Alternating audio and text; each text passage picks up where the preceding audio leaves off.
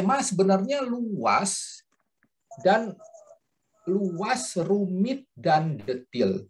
Dan saya coba sederhanakan sebisa mungkin sehingga cukuplah untuk kita bawakan dalam bincang-bincang kita. Kalau mau serius sebenarnya kita harus mulai dari Aristoteles.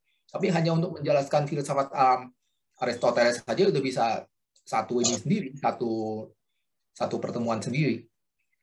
Sebab begini, ibarat kalau seringkali orang mengatakan bahwa filsafat Barat itu catatan kaki, hanya isinya tuh catatan kaki Plato, maka boleh dibilang filsafat alam, ilmu alam, itu semua catatan kaki Aristoteles. Jadi semua itu ya entah setuju dengan Aristoteles atau menolak Aristoteles. Jadi isinya memang itu sebenarnya. Jadi kalau mau kita lebih dalam ya mesti mulai dari Aristoteles. Tapi saya tidak mulai dari situ. Sebab kalau saya mulai dari situ, waduh itu berapa jam nanti. Maka saya agak mulai dari ini kurang sempurna karena mulai agak tengah jalan. Dan akhirnya juga tidak sempurna. Karena akhirnya itu mestinya sampai fisika modern sekarang dengan fisika relativistik, Einstein, kemudian fisika kuantum, Niels Bohr, dan teman-temannya. Mestinya sampai situ, tapi saya juga tidak sampai situ. Saya berhenti hanya pada fisika klasik Newton. Jadi ini ya dengan kondisi waktu dan juga kemampuan saya potong hanya sampai di situ. Ya. Nah, kalau lihat yang tampil di layar saya itu pascanya itu saya kurung. Realitas materi, ruang dan waktu pasca. Pascanya saya kurung Descartes, Newton, dan Leibniz. Pascanya saya kurung karena saya bukan membahas sesuatu sesudah Descartes, Newton, dan Leibniz. Biasanya kalau pasca itu kan sesudah mereka kan mestinya yang saya bahas itu ya pemikir-pemikir sudah mereka. Saya malah membaca mereka. Saya malah menceritakan tentang apa yang dilakukan Descartes, Newton, dan Leibniz. Tapi kenapa kaca pasca? Karena pada akhirnya fisika klasik, atau kalau lebih sempitkan lagi mekanika klasik, itu mencapai bentuknya setelah dua raksasa, terutama Newton dan Leibniz ya, sesudah Newton dan Leibniz, kemudian ada semacam kesepakatan untuk menggabungkan pemikiran tiga orang ini. Descartes, Newton, dan Leibniz menjadi sesuatu konvensi yang diterima bersama. Dan itu terjadi pasca. Descartes tentu lebih awal ya, beberapa sahabat ya sebelum Newton dan Leibniz, tapi justru kesepakatan itu dicapai setelah Newton dan Leibniz. Mari kita lihat apa yang terjadi. Oke, layar kedua. Nah, oke, kelihatan ya, yang itu ada. Saya nggak bisa lihat nih, sebentar saya lupa tampilannya. Udah muncul ya? Saya jadi agak ragu nih muncul apa enggak. Win, kalau misalnya ini nggak muncul, ini kasih tahu ya. Muncul. Kalau muncul kasih tahu, sebab aku nggak bisa lihat nih muncul apa enggak. Oke, sekarang kita lihat sedikit. Kalau kita putar mundur ke belakang, perkembangan filsafat alam, itu kita bisa lihat dari pertama fase mitologis, berdasarkan mitos. Jadi penjelasan apa itu alam, siapa penciptanya, itu bagaimana, itu berdasarkan mitos. Dan juga agama, ini ya beda-beda tipis lah, mitos dengan agama. Jadi berdasarkan sebuah kisah adi kodrati. Nah, kemudian berkembang seperti yang sudah dikatakan oleh Aswin sebelumnya waktu membuka, berkembang fase filsafat. Tentu ini bias barat ya. Bias barat kita hanya catat dari catatan-catatan dimulai dari Thales dan teman-temannya itu, padahal mungkin di belahan bumi lain ada tradisi yang berbeda, tapi itu kita tidak bahas itu karena keterbatasan kita. Oke. Nah, tapi ada dua yang saya mau garis bawahi di sini. Fase filsafat, terutama fase Yunani kuno, yaitu Aristoteles dan atomisme. Atomisme ini nggak satu orang, tapi yang paling terkenal itu Demokritos. Nah, mereka ini musuh bebuyutan, saling bertentangan. Dan saya nggak tahu apa karena Aristoteles itu backingnya lebih kuat atau bagaimana, karena ini ya, kan dia tutornya Alexander Agung. Apa karena backing lebih kuat atau emang lebih pintar, saya nggak ngerti. Akhirnya yang menang itu, yang menjadi mainstream itu pemikiran Aristoteles, dan pemikiran atomisme itu semacam tenggelam. Walaupun saya pernah baca dari, kalau nggak salah tulisannya Carl Sagan, itu ada spekulasi bahwa sebenarnya kaum atomisme ini sangat canggih sesungguhnya. Ada semacam dugaan bahwa dari peninggalan potongan-potongan tulisan mereka yang juga hilang, terutama karena terbakarnya perpustakaan Alexandria, itu bahwa mereka itu kalau diteruskan pada zaman Yunani kuno itu sebenarnya sedikit lagi mencapai kalkulus. Ini sesuatu yang luar biasa. Bayangkan kalau mereka sudah menemukan kalkulus pada zaman Yunani kuno, itu gila itu. Berarti peradaban kita akan maju 1000 tahun, fast forward 1000 tahun itu paling tidak. Itu gila itu. Itu gila itu, andaikan itu terjadi, tapi itu tidak terjadi. Makanya pemikiran-pemikiran atomisme ini ya mungkin mereka, ya itu seperti saya nggak tahu apa kalah backing apa gimana, di dalam hasanah filsafat yang berkembang pesat itu ya pemikiran Aristoteles. Nah, makanya saya katakan kemudian pemikiran filsafat alam berikutnya itu ya semua komentar Aristoteles, entah yang setuju atau menentang. Nah, kemudian yang ketiga, fase ilmu pengetahuan. Nah, fase ilmu pengetahuan itu mungkin ini agak sulit tarik tonggaknya, tapi anggaplah kalau kita coba pasang tonggak, itu fase empirisisme yang bisa kita taruh mungkin pada sosok Galileo. Bahwa kalau kita mau ngomong ilmu alam itu jangan hanya secara logika, tapi harus dibuktikan dengan eksperimen. Nah, dari situlah kemudian berkembang, dan boleh kita sebut fase ilmu pengetahuan ini kemudian yang terutama akan kita bahas dalam pertemuan ini adalah awal dari fisika klasik, ya fisika klasik atau mekanika. Sebab fisika klasik ini agak payungnya agak luas sebenarnya. Yang kita bicarakan sekarang hanya mekanika klasik. Kalau kita bicara fisika klasik itu nanti ada termodinamika, ada juga magnetisme, ya. Kita tidak masuk ke situ, kita hanya masuk ke mekanika. Tapi payung besarnya katakanlah fisika klasik. Sampai kemudian terjadi revolusi lagi awal abad 20, fisika modern dengan teori relativistik dan fisika kuantum. Jadi kurang lebih petanya seperti ini. Jadi yang kita bahas ini hanya sedikit awal dari fisika klasik.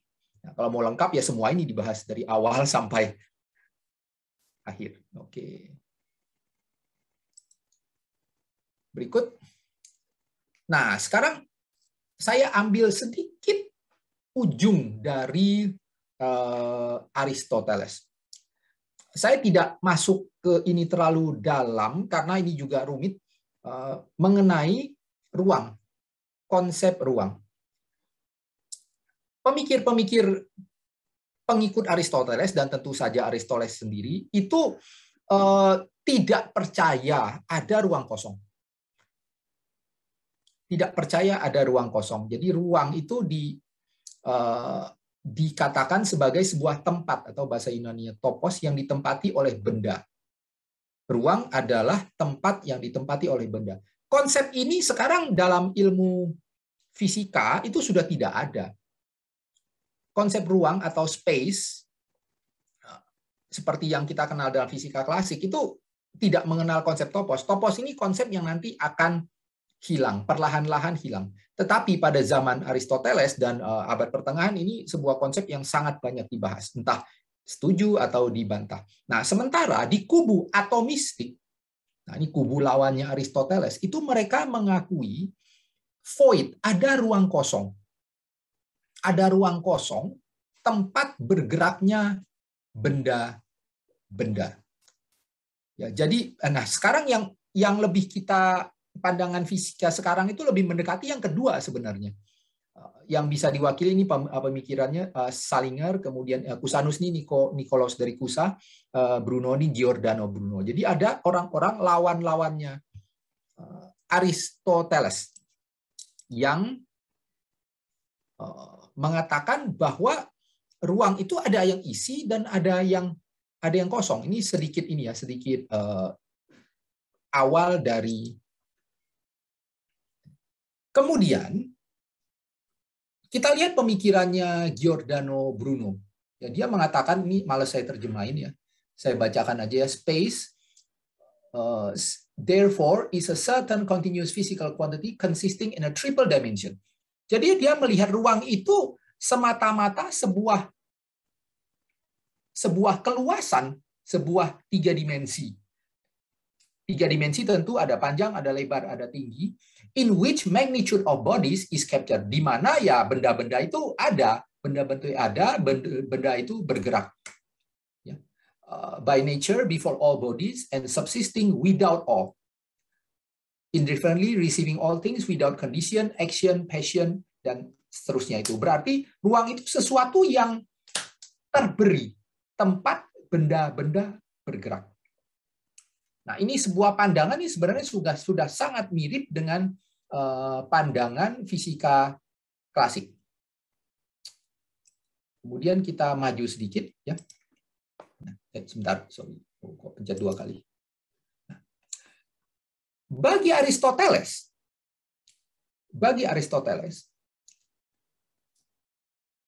ia mengatakan bahwa segala sesuatu yang kontinu itu tidak mungkin terbagi atas sesuatu yang tidak dapat dibagi.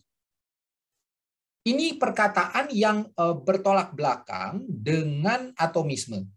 Atomisme itu kan berarti ada sebuah penyusun terkecil, sebuah substansi terkecil yang sudah tidak bisa dibagi lagi. Aristoteles menolak itu. Kenapa Aristoteles menolak itu?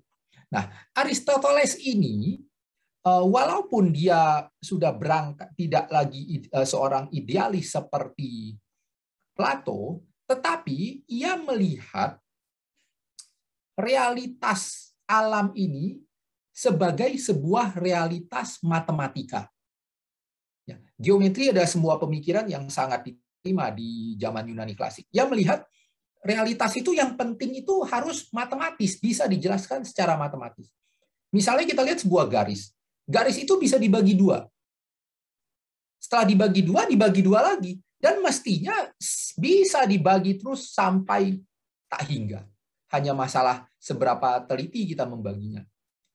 Dia tidak membayangkan bahwa tidak bisa ada sebuah konsep di mana garis itu tidak bisa dibagi lagi. Ada konsep dalam konsep matematika, sesuatu yang tidak bisa dibagi, yaitu titik. Tetapi titik itu bukanlah sebuah, boleh dibilang bukan sebuah benda. Titik itu hanya, kalau dalam matematika, titik itu hanya menggambarkan sebuah posisi. Ya, titik dalam geometri, di dalam koordinat, itu hanya menggambarkan sebuah posisi. Ia tidak punya besaran, tidak punya panjang, tidak punya lebar, tidak punya tebal, tidak ada. Ia hanya menggambarkan sebuah posisi. Dan karena itu, ia tidak memakan tempat. Kalau kita kembali ke topos tadi, seperti dikatakan oleh Aristoteles sebelumnya, ia tidak makan tempat. Karena ia tidak makan tempat, ya bukan apa-apa, ia bukan substansi, bukan apa-apa. Sebab yang disebut benda itu yang kontinu, yang makan tempat dan bisa dibagi. Kemudian kita lihat lagi. Nah, kemudian ini dilawan oleh Bruno. Bruno itu tidak menggunakan matematika. Ia melihat realitas fisik. Ia melihat bahwa kita harus menerima fakta bahwa sebuah benda itu tersusun dari benda lain yang lebih kecil. Maka kita harus menerima bahwa ada penyusun terkecil sebagai mula. Kalau tidak ada penyusun terkecil sebagai mula, bagaimana itu terjadi? Harus ada awalnya. Penyusun terkecil yang akhirnya menyusun benda-benda lain. Nah, ini pandangan yang sangat atomistik, ya, sangat atomistik. Dan oleh karena itu menjadi pemikiran anti Aristoteles. Nah, Kemudian Galileo mencoba mendamaikan pemikiran Bruno dan Aristoteles ini. Ya. Ia menerima atomisme bahwa ada penyusun terkecil. Tetapi di lain pihak dia juga seorang matematikawan. Dia senang dengan pemikiran matematis. Ya. Ia menerima atomisme, tapi di lain pihak ia mengatakan bahwa atom itu ada, tapi ukurannya itu kecil, tak berhingga. Ya, jadi ia mencoba mendamaikan. Jadi Aristoteles dia terima, tapi Bruno juga ia terima. Kecil, tapi tak berhingga. Nah, ini yang menjadi latar sebelum kita bicara tentang Descartes. Ya. Nah, sekarang kita masuk ke Descartes. Descartes tentunya teman-teman rata-rata pasti kalau yang pernah belajar filsafat pasti tahu ini ya.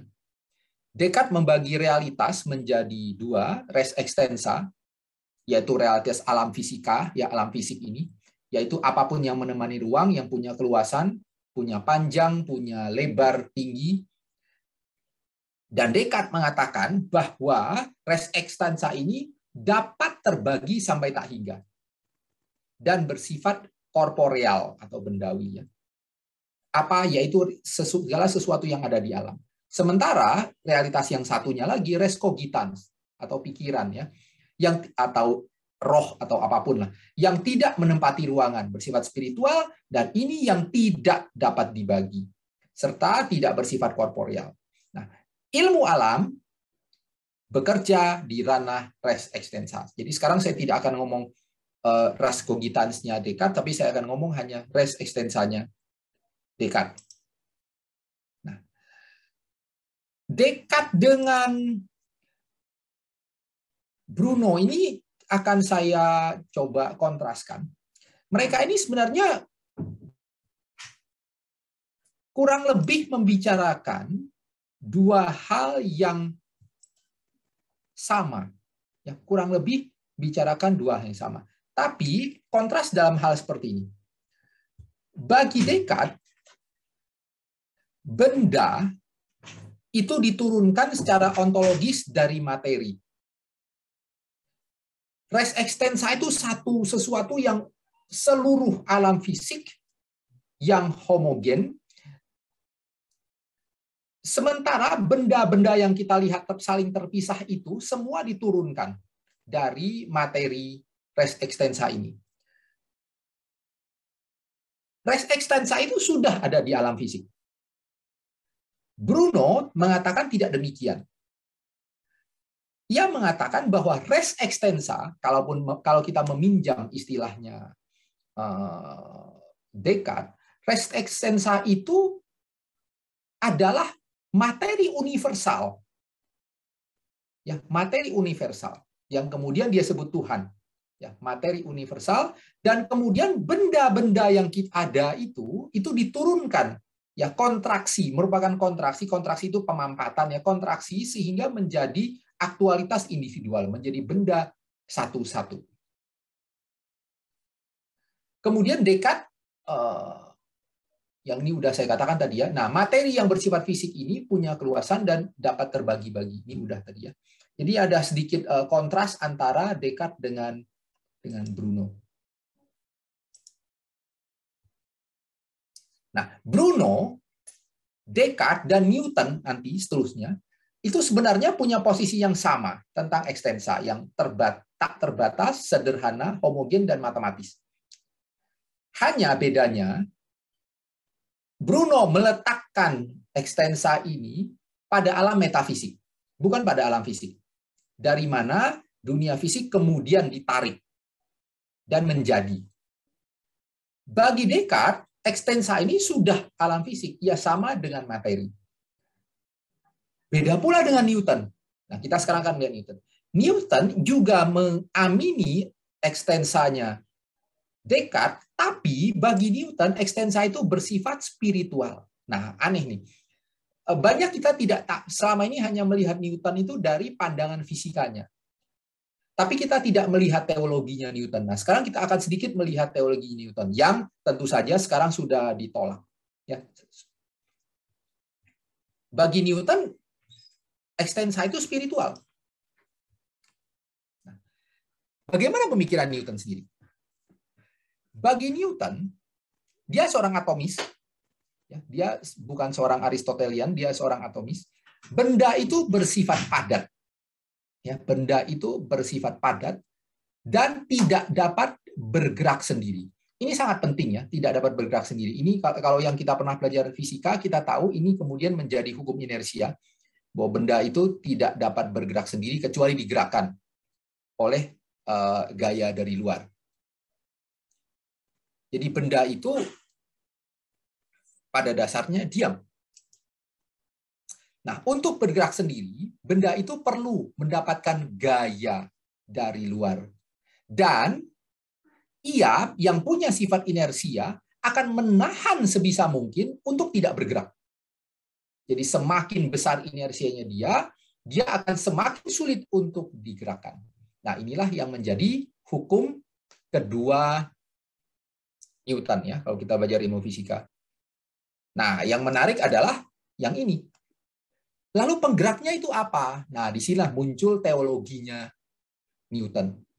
Yang menggerakkan semuanya adalah Tuhan. Tuhan adalah Sang Maha Penggerak. Ia adalah agen penggerak yang dibutuhkan untuk menjalankan seluruh alam semesta yang tidak mampu bergerak dengan sendirinya. Jadi andaikan planet-planet itu ada, semua ada, mereka tidak mampu. Benda itu tidak punya tidak punya daya gerak pada dirinya sendiri. Ini juga satu konsep yang menarik untuk dibahas sebenarnya, tapi itu juga sebuah bisa jadi sebuah pembicaraan lain lagi, yaitu impetus. Ini sebuah konsep yang sering dibahas di filsafat alam abad pertengahan, tentang gerak. Tuhan bagi Newton adalah yang menjangkau dari ketakhinggaan sampai ketakhinggaan. Kalau bahasa matematika itu minus tak hingga sampai tak hingga itu . Dari masa lampau hingga masa depan. Ada di mana saja dan kapan saja. Omnipresence, omniscient. Ada dimanapun dan kapanpun. Kenapa Newton bawa-bawa Tuhan? Nah, di sinilah kelihatan. Teologinya Newton, karena Newton ingin menempatkan doktrin ruang dan waktu. Ia mengatakan bahwa ruang dan waktu adalah keberadaan Tuhan. Ruang dan waktu adalah sebuah referensi tempat benda-benda itu bisa bergerak, bisa ada, bisa bergerak. Tanpa ruang dan waktu, atau dalam pengertian Newton berarti tanpa Tuhan, realitas alam ini tidak ada. Jadi ia menempatkan Tuhan sebagai ruang dan waktu. Inilah teologi Newton yang kemudian tentu saja dibantah oleh rekan-rekan sejamannya. Dan teologi Newton ini tidak bertahan. Teologi Newton tidak bertahan. Ruang dalam ilmu fisika klasik, yang seperti yang kita kenal sekarang, adalah campuran antara konsep Descartes dan Newton. Seperti saya katakan tadi, bahwa ruang adalah sebuah ekstensa tak berhingga dan bersifat matematis. Ekstensa tak berhingga, jadi hanya sebuah keluasan, sebuah tempat, sebuah ruang kosong. Bayangkan seperti sebuah koordinat. Sebuah koordinat 3 dimensi, tempat benda-benda itu bergerak sehingga gerakan itu bisa didefinisikan secara matematis. Ini menjadi sangat penting kemudian, yang akan saya singgung lagi nanti di akhir. Newton walaupun dia setuju dengan Descartes seperti tadi bahwa ada ekstensa, ada res ekstensa, ia melampaui Descartes. Ia mengatakan bahwa ruang dan materi itu terpisah. Bagi Descartes, ruang dan materi itu sama. Res ekstensa itu ruang dan materi. Ruang dan materi itu sama di dalam res ekstensa. Tidak, kata Newton. Ia memisahkan ruang dan materi. ruang itu menjadi, yaitu koordinat ruang kosong yang adalah Tuhan bagi Newton, yang tidak bisa dibagi-bagi. Bukan yang bisa dibagi-bagi hingga tak berhingga. Ya, ruang itu hanya sebuah konsep referensi yang bisa dibagi sampai tak hingga. Dia sepakat dengan Descartes. Namun, karena materi ia keluarkan dari res extensa, ia menolak paham Descartes bahwa res extensa itu bisa dibagi sampai tak hingga. Materi itu punya dimensi, bisa terukur, tapi punya penyusun terkecil. Ya, punya penyusun kecil, yaitu atom. Dan itu tidak bertentangan menurut Newton, karena dia udah keluarkan materi dari res extensanya Descartes. Ia pisahkan. Jadi Newton, ini solusi Newton untuk mengatasi kritik terhadap atomisme. Nah, sekarang kita melihat bagaimana Leibniz menanggapi Newton. Leibniz dan Newton ini sejaman, mereka sama-sama menemukan kalkulus dengan saling tidak bekerja sama. Walaupun mereka secara matematika boleh dikatakan kompak, sama-sama menemukan kalkulus, tapi secara filsafat alam mereka cukup berbeda. Mereka cukup berbeda. Newton itu terobsesi dengan teologinya, bahwa Tuhan adalah ruang dan waktu. Tanpa Tuhan, realitas alam ini tidak bisa bergerak. Realitas alam ini ada, tapi mati.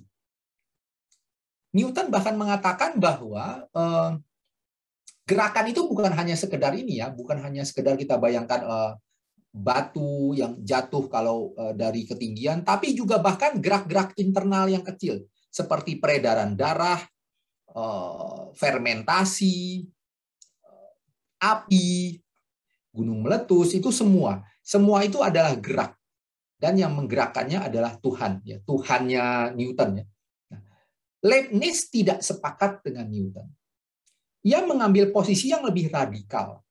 Ia mengatakan bahwa ruang itu tidak ada. Ruang itu secara substansial itu tidak ada. Ruang itu hanyalah referensi.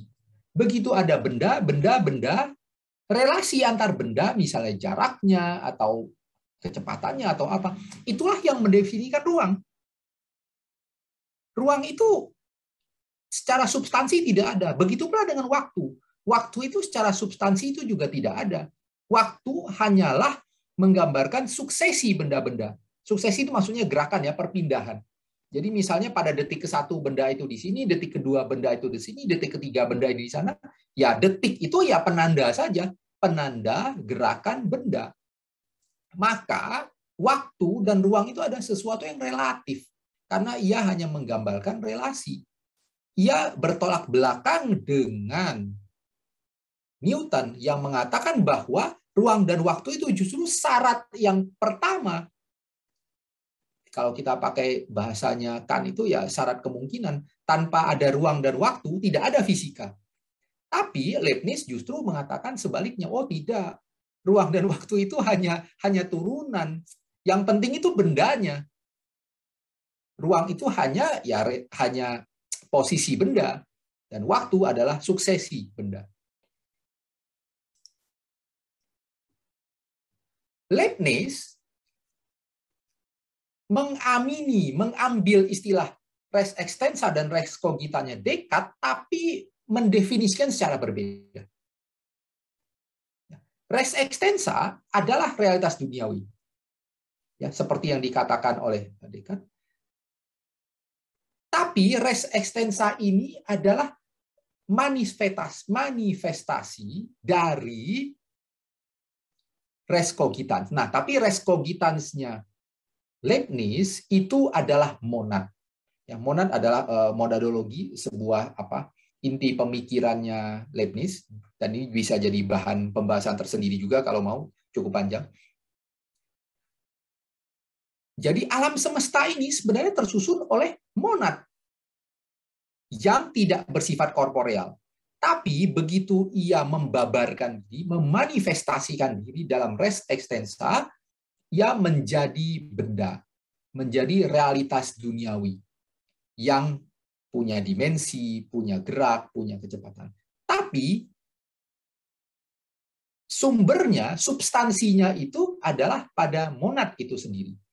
Nah, jadi dia melawan Newton, dia tidak ingin ada penggerak dari luar. Ia tidak ingin bahwa gerakan itu disebabkan dari luar. Leibniz ingin gerakan itu dari dalam materi itu sendiri, yaitu dari substansi penyusunnya yang terkecil, yang disebut monad oleh Leibniz. Leibniz setuju bahwa mesti ada sesuatu yang aktif untuk menggerakkan. Hanya ia tidak setuju bahwa penggerak itu harus dari luar, melainkan sesuatu yang harus dari dalam.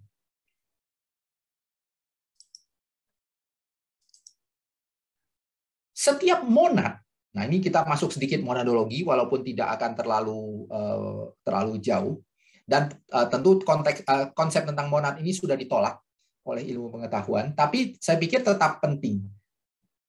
Monad ini, menurut Leibniz, itu sudah diprogram secara internal untuk bergerak dari masa lampau hingga masa depan oleh Tuhan. Nah, jadi dia menempatkan Tuhan, tetap ada Tuhannya, tapi Tuhan itu dia letakkan sebagai programmer.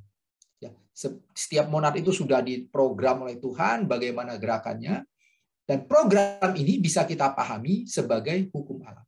Dan dengan demikian, upaya untuk menyelidiki hukum-hukum alam menjadi mungkin. Jadi kita hanya perlu melihat bagaimana gerakan monad-monad ini, bagaimana relasinya, bagaimana gerak dari masa kini, masa depan, masa lampau. Dan dari situ kita bisa mendefinisikan apa yang kita sebut hukum alam.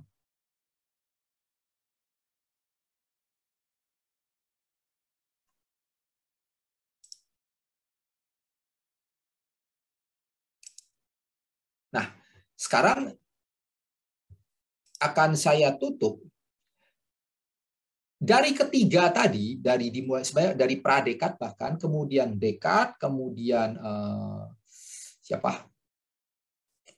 Newton dan Leibniz. Boleh dikatakan oleh beberapa komentator bahwa mereka bertiga inilah, dari pemikiran mereka bertiga inilah yang mengawali sebuah pendasaran bagi fisika klasik. Bagi mekanika klasik. Mekanika klasik itu seperti apa? Mekanika klasik itu adalah kita bisa menjelaskan gerak benda secara matematis. Seperti halnya kita menjelaskan geometri. Di dalam matematika kita ada kerangka kerangka yang namanya sumbu koordinat. Nah, sumbu koordinat itulah yang disebut ruang. Dan kita bisa telusuri bahwa konsep ruang sebagai sumbu koordinat itu sudah dimulai pertama dari Descartes yang memulai konsep bahwa res extensa itu harus matematis. Harus matematis. Kemudian Newton lebih saklek lagi dengan mengatakan bahwa ruang ini syarat perlu. Syarat perlu. Tanpa itu tidak bisa ada alam semesta. Maka ruang itu dia matikan, sesuatu yang fix. Ruang ini tidak perlu diperdebatkan, sesuatu yang fix. Dan ini kemudian diradikalkan lagi oleh Leibniz. Ruang itu nggak usah dibahas. Ruang itu udah terberi begitu saja, karena ia hanya posisi. Ia hanyalah masalah posisi. Atau kalau dalam bahasa matematika, kita bisa mengatakan bahwa ruang itu hanyalah masalah koordinat. Inilah yang terjadi pada fisika klasik. Bahwa ruang hanyalah koordinat. Dan kemudian mereka juga memberi pendasaran pada lahirnya atomisme. Bahwa benda itu ada di dalam dunia, bisa dihadirkan sampai penyusun yang paling kecil, sebuah atom. Dan atom-atom ini bisa berkumpul, dikomposisikan, diagregatkan menjadi besar. Oh ya, saya ada ketinggalan sedikit, saya lupa buat slide-nya, yaitu konsep massa. Ya. Konsep massa saya tidak buat slide-nya. Sebenarnya ada pemikir lain yang mengatakan tentang massa. Ya, massa. Karena saya lupa buat slide-nya, saya bacakan sedikit dari contekan saya ya, yang mengatakan konsep massa itu siapa, saya lupa. Sebentar ya. Konsep massa.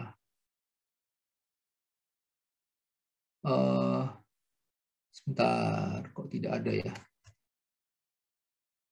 Bahwa yaitu selain materi itu, selain punya padat, itu juga dia harus punya berat. Waktu itu mereka belum mengatakan massa. Sesuatu yang punya berat, yang diterjemahkan oleh Aristoteles dengan konsep inersia tadi. Ya, dengan konsep inersia. Nah, terutama sekali ini populer pada pemikir-pemikir atomisme karena mereka membayangkan bahwa tiap atom itu punya substansi yang berbeda atau berat-berat yang berbeda. Dan berat ini kemudian yang bisa diterjemahkan menjadi inersia menjadi penentu bagaimana gerakan mereka. Semakin berat, atau kalau dalam bahasa fisika kita mengatakan semakin massanya besar, ia semakin sulit untuk digerakkan. Nah, dengan demikian seluruh fisika klasik itu bisa disederhanakan menjadi hanya posisi dan massa. Massanya berapa, posisinya di mana, dan penggeraknya. Penggeraknya yaitu gaya. Nah, seorang pemikir, matematikawan, saya tidak tahu dia bisa dianggap fisikawan atau tidak ya, Pierre-Simon Laplace, ia sudah masanya sesudah Leibniz dan Newton, dia mengatakan seperti ini. Kita bisa melihat kondisi alam semesta itu sebagai efek dari masa lalu dan penyebab efek dari masa lalunya dan penyebab masa depannya. Dengan intelek kita bisa melihat bagaimana gaya-gaya itu menggerakkan mereka dalam alam. Bagaimana semua posisinya itu bisa diketahui. Dan kita bisa menemukan sebuah rumus gerakan seluruh benda-benda alam semesta sampai atom terkecil. Ini adalah titik kulminasi dari fisika klasik. Jadi andaikan kita tahu posisi, massa setiap benda dari yang paling kecil sampai yang paling besar, dari situ kita bisa definisikan gerakannya, yaitu gravitasi, yang tidak saya singgung ya, gaya gravitasi yang merupakan hukum gerak berdasarkan atas massa benda. Kita tahu posisinya, kita punya koordinatnya semua, maka tidak ada lagi yang tidak bisa diketahui. Seluruh alam semesta bisa diketahui. Maka menjelang akhir abad 19 itu yaitu para fisikawan itu mengatakan bahwa oh ya, ini fisika sudah berakhir. Tidak ada lagi yang tidak diketahui. Kita bisa mengetahui seluruh gerakan alam semesta. Tak ada lagi pekerjaan besar. Yang tersisa hanya pekerjaan-pekerjaan kecil, detil-detilnya aja yang kita kerjakan. Tidak ada lagi pekerjaan besar. Salah satu kebanggaan yang paling besar adalah ini. Waktu mereka melihat orbit planet Uranus. Waktu mereka melihat orbit planet Uranus itu ternyata kok planetnya ini agak menyimpang ya. Berdasarkan hukum Newton, berdasarkan hukum-hukum gerak Newton, itu lintasannya itu agak sedikit menyimpang. Dan ini hanya masuk akal bila ada sebuah planet lain di luar orbit Uranus yang mengganggu gerakannya. Dan ternyata berapa tahun kemudian ditemukanlah planet Neptunus. Ini menunjukkan betapa kuatnya posisi hukum-hukum mekanika klasik pada waktu itu. Sehingga mereka begitu jumawa, begitu yakin bahwa ilmu fisika sudah selesai. Nah, tentu kita tahu ini kemudian di belakangan waktu abad ke-21 lahir fisika relativistik, Albert Einstein, kemudian juga fisika kuantum, Niels Bohr dan the gang, itu menjungkir balikan semuanya ini, yang tidak akan saya bahas dalam malam ini. Mereka justru mempertanyakan lagi, apa itu ruang dan waktu? Ruang dan waktu semua selama ini yang pada saat fisika klasik itu udah fix, sesuatu yang hanya jadi referensi, itu mereka jungkir balikan semua. Mereka bahkan dalam tanda petik kembali ke Aristoteles. Mereka kembali ke Aristoteles yang menganggap ruang dan waktu itu sesuatu yang substansial, sesuatu yang penting, bukan hanya sekedar titik referensi saja, tapi itu adalah pembahasan yang lain. Oke, sampai segitu aja dari saya.